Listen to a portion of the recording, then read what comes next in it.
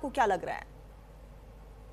देखिए, ये अभी युद्ध कुछ देर तक चलता रहेगा, हम्म। लेकिन अल्टीमेटली पीस विल प्रिवेल, क्योंकि अब जितने भी युद्ध हुए आज तक, युद्ध हमेशा खत्म होते हैं फिर पीस टॉक्स के साथ। अभी कुछ देर तक चलेगा, क्योंकि लेकिन एक चीज़ है कि खमेनी के जाने के बाद ईरान भी अब काफ़ी कमज़ोर पड़ जाएगा। उसमें वो दम नहीं रहेगा लड़ने का जो उसका अभी खमेनी के होते हुए था। इसलिए अभी ये मुश्किल है कि कितनी देर तक चलेगा, लेकिन जल्द से जल्द ही खत्म हो जाए, क्योंकि ट्रंप साहब का जो मेन एम था वो था खमेनी को वहाँ से हटा देना, ताकि वहाँ पर के लोगों को थोड़ा सा लिबर्टी मिल जाए। वो उसका इरादा पूरा हो गया। हम्म। उस वजह से लग रहा है कि ट्रंप साहब भी अब इतना कठोर नहीं रहेंगे, वो भी अब पीस टॉक्स की बात ये कर लेंगे, क्योंकि काफ़ी नुकसान ईरान वगैरह में भी हुआ, हर जगह। इवन अमेरिका को भी बहुत सारे शिप्स वगैरह उनके भी खराब ये हो गए, बर्बाद हो गए। वो भी नहीं चाहेंगे कि यह युद्ध ज़्यादा देर तक चलता रहे। हम्म। लेकिन जो मेन एम था उनका कि खेमानी रिजीम वहाँ से हटा देना, वो उनका उसमें वो कामयाब हो गए। खेमानी चला गया। अब देखना यह है कि दूसरा कौन आएगा। दूसरा हो सकता है कि या तो कोई जुडिशरी का जो है या हेड है, हम्म। चीफ जस्टिस है, वो आ सकता है। फिर या उसका जो एक छोटा बेटा भी जिंदा है वो हो सकता है, या हम्म। एक पोता उसका बड़ा या पोलिटिकली अलाइव है, वो आ सकता है। या तो अभी जो इसकी कमेटी है, जो में जो 88 आदमी की कमेटी है, जिनको लोग ही ये कर लेते हैं, अपॉइंट कर लेते हैं लोग, उनको ये वोट के जरिए अपॉइंट करते हैं। वो देखेंगे आपको किसको आगे करना है। लेकिन जहाँ तक लगता है कि जो खेमियानी साहब थे, या रोला खेमियानी जी, 7 साल पहले इन्होंने क्या किया था, इन्होंने जो वहाँ का कॉन्स्टिट्यूशन है सारा चेंज कर दिया। हम्म। जो भी आप ये वहाँ पर प्रेसिडेंट है वो खाली वहाँ पर है administrative matters day to day जो है वो संभालने के लिए। बाकी उन्होंने बहुत सारे इस्लामिक काउंसिल्स बनाई थी, छोटी छोटी, हम्म। जो उनको गाइड किया करते थे कि पॉलिटिकल ये अलाउ कर रखते थे। और दूसरा चीज़, उनके हाथों में उन्होंने बहुत सारे पावर्स दिए थे, जो वो सिलेक्ट कर ले, या वो जो जिसके थ्रू वो एडमिनिस्ट्रेशन ज़्यादातर चलाते थे, उनको बहुत पावर्स दिए थे। अब इसमें हो सकता है कि जो उनमें भी सुप्रीम या जो काउंसिल इस्लामिक काउंसिल्स है, उसमें भी जब जो ज़्यादा ये अच्छी पावरफुल होगा, जो उनका वो लीग है, उसमें वो भी आ सकता है ये ईरान में अभी आगे से। लेकिन अभी युद्ध चलता रहेगा हम्म। थोड़ी देर, लेकिन ज़्यादा देर भी नहीं चलेगा, क्योंकि कितनी देर तक चलता रहेगा। ईरान की जो बर्बादी होनी थी वो हो गई। ईरान के लोग, हालांकि पहले पता था, पहले ईरान के लोग थे वो लड़ रहे थे इसके लिए कि थोड़ी बहुत हमें पावर जो है कोई आज़ादी मिले। लेकिन आज जिस हिसाब से देखा, ईरान के लाखों लोग, जो इनका नेशनल डे था, उस दिन ये सड़कों पे नहीं उमड़ पड़े थे।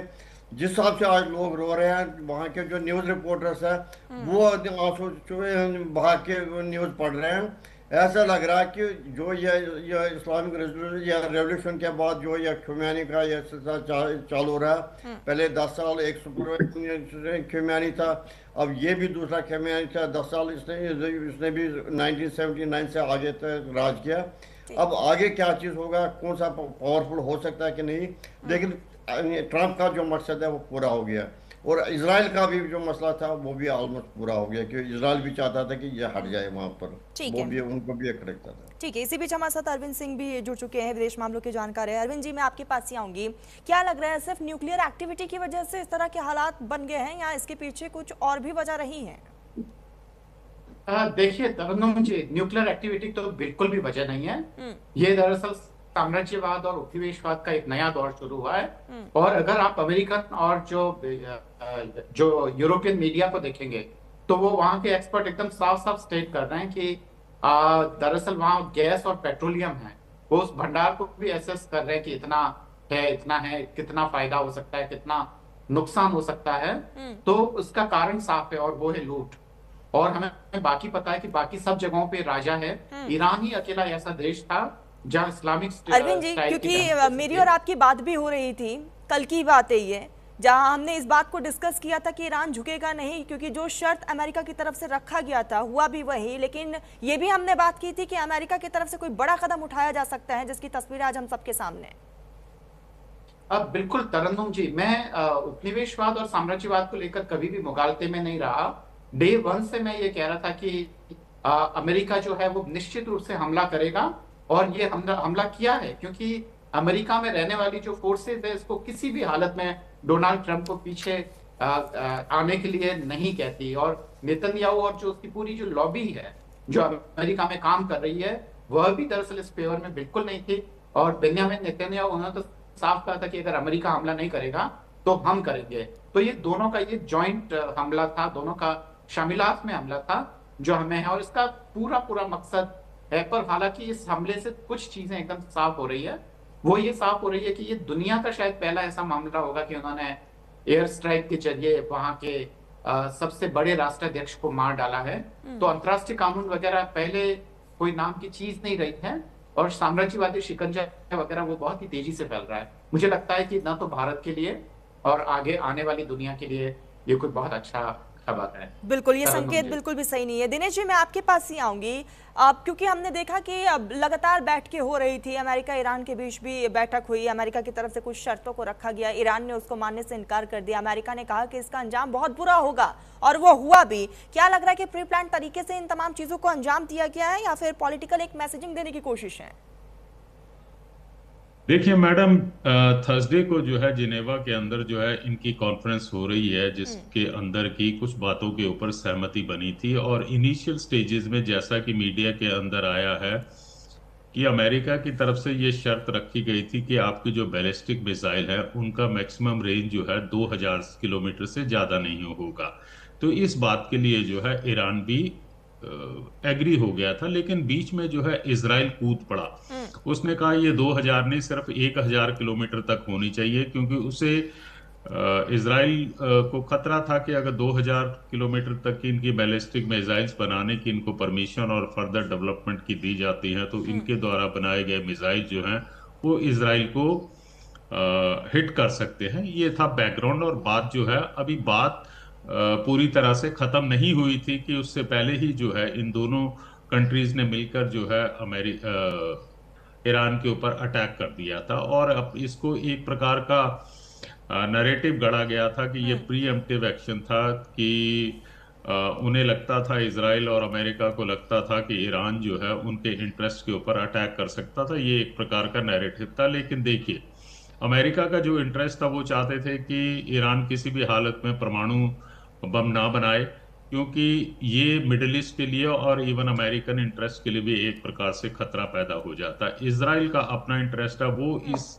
ईरान को जो है पूरी तरह से डेसिमेट करना चाहता था, ताकि जो है अमेरिका और इजराइल का एक प्रकार से वो अपने आप को सेफ महसूस करें और वो अपना इन्फ्लुएंस जो है बरकरार रखें मिडिल ईस्ट कंट्रीज के अंदर। लेकिन एक्चुअल में क्या हुआ है, देखिए, लोगों ने शायद ईरान को अंडर एस्टिमेट किया था।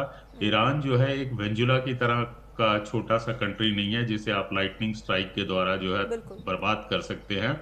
ईरान को अगर आपने पूरी तरह से कैप्चर करना है या डेसिमेट करना है, तो आपको अपने फुट सोल्जर उतारने पड़ेंगे। और ना तो आज इस पोजीशन में है इजराइल है कि वो अपनी फोर्सेस को जो है वो एंट्री कर सके ईरान के अंदर, और ना अमेरिका जो है अपने फुट सोल्जर को भेज सकेगा। तो ये एक एस्पेक्ट है। इसके साथ साथ जो है ईरान ने अपनी सैन्य शक्ति और अपनी विल पावर का जो है पूरी अच्छी तरह से जो है डिमॉन्स्ट्रेट किया है। उन्होंने जितने भी मिडिल ईस्ट के अंदर जो कंट्रीज हैं, ईरान के विदेश मंत्री साहब ने जो है अपने काउंटर पार्ट सबके साथ बातचीत की थी कि कहा कि हमें आपके साथ कोई दुश्मनी नहीं है, लेकिन हम जो भी एक्शन ले रहे हैं वो अपने सेल्फ डिफेंस के रूल के अंदर ले रहे हैं। आप जो है अपनी जमीन से जो है अमेरिकन फैसिलिटीज को हमारे बरखिलाफ इस्तेमाल करने से रोके, जो कि उन्होंने नहीं रोका।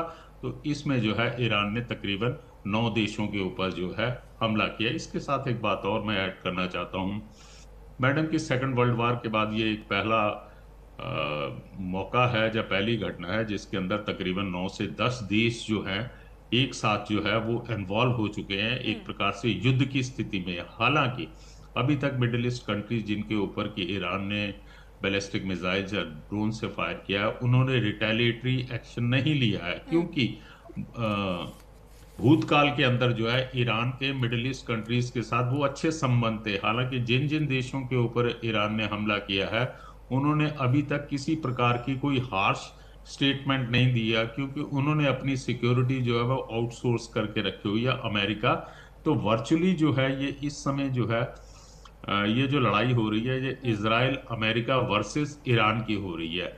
आपने उनके सुप्रीम लीडर को मार दिया है, तो एक लीडर के बाद वो दूसरा लीडर को नियुक्त करेंगे जो स्पिरिचुअल लीडर होगा, और उसके साथ साथ आपने ईरान के लोगों का रिएक्शन भी देख लिया है। अगर आप ये समझते हैं डोनाल्ड ट्रंप साहब एक प्रकार की अपील करते हैं ईरान के लोगों के साथ कि अब आप आगे बढ़िए और अपना शासन संभालिए, हम आपके साथ हैं, तो मुझे लगता नहीं है कि ये इस प्रकार की अपील का कोई ईरानियन के ऊपर किसी प्रकार का असर होगा। हाँ, मैं ये मानता हूं कि वहां पे एक सेगमेंट हैं जो प्रेजेंट रिजीम के अगेंस्ट हैं, जो कि अपना एक ओपन सोसाइटी मांगते हैं, लेकिन उनकी संख्या जो है वो बहुत ज्यादा नहीं है। ठीक। तो ये कहना कि उनकी पब्लिक आगे आएगी और वो जो है पार्लियामेंट को कैप्चर ठीक है करके दिनेश जी, मैं अपना माफी के कोई। साथ आपको रोकना चाहूंगी, आप अपनी बात को आगे कंप्लीट करिएगा, लेकिन इसी बीच एक बहुत बड़ी खबर सामने आ रही है। ईरान सेना का हेलीकॉप्टर क्रैश हो चुका है। हेलीकॉप्टर क्रैश में 4 लोगों की मौत की खबर सामने आई है। तो ये बड़ी खबर सामने आ रही है, ईरानी सेना का हेलीकॉप्टर ये क्रैश हुआ है। हेलीकॉप्टर क्रैश में 4 लोगों की मौत हो चुकी है, क्योंकि लगातार ईरान की तरफ से भी एक के बाद एक अटैक किया जा रहा है। और अब एक तरफ हम देख रहे हैं कि अमेरिका और इजराइल में क्या कुछ हालात बने हुए हैं। यहाँ पर इजराइल डिफेंस फोर्स भी एक्शन मोड में नजर आ रहे हैं, और खबरों के मुताबिक ईरानी सेना का हेलीकॉप्टर क्रैश हो गया है और इस क्रैश में 4 लोगों की दर्दनाक मौत की खबर सामने आई है। हमारे मेहमान लगातार बने हुए। दिनेश जी, मैं आपके पास ही आऊंगी, प्लीज आप अपनी बात को कंप्लीट करिएगा। हाँ, तो मैं बात कर रहा था कि ईरान की पब्लिक को किसी प्रकार की जो अपील की जा रही है, चाहे वो नेतन्याहू साहब कर रहे हैं या ट्रंप साहब कर रहे हैं, तो मुझे नहीं लगता कि इसका कोई ज्यादा अफेक्ट होगा ईरानियन पब्लिक के ऊपर। देखिए साहब, ऐसा है कि ईरान के लोग जो हैं, चाहे वो अपनी प्रेजेंट रजीम से जो है वो दुखी हों या किसी प्रकार का उनको कष्ट हो रहा हो, लेकिन हर एक ईरानी नागरिक को अपनी देश की अस्मत इज्जत की जो है परवाह होती है। और आज की तारीख में जो मेरा मानना है कि ईरान की पब्लिक जो है, जिस प्रकार से अमेरिका ने उनके स्पिरिचुअल लीडर की हत्या की है, इजराइल ने उनके ऊपर हमला किया है, ये पहला नहीं लास्ट ईयर भी हुआ था, तो एक प्रकार से ईरानियन पब्लिक के अंदर एक प्रकार का आक्रोश है। अब हम फेस वैल्यू के ऊपर रजा पहलवी जो क्राउन प्रिंस हैं, जो कि अमेरिका में रह रहे हैं, वो जो जिस प्रकार की स्टेटमेंटें दे रहे हैं, तो उनका भी कोई खास पकड़ मजबूत नहीं है। लेकिन जो अभी का जो सबसे इम्पोर्टेंट